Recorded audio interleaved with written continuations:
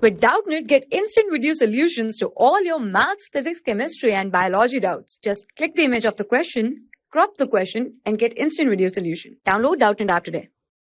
Hello everyone, let's start the question. The question says that an object P is focused by a microscope M.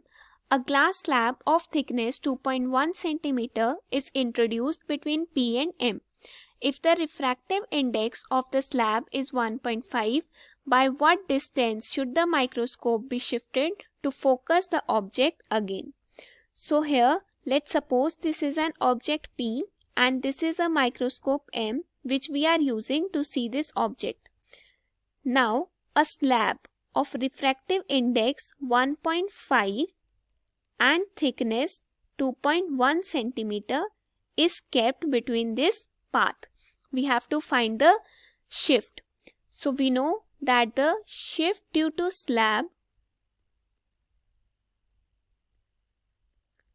will be equal to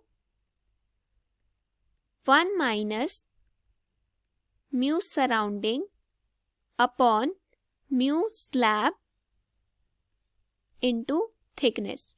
Now we know that the surrounding is air, so refractive index of air will be 1.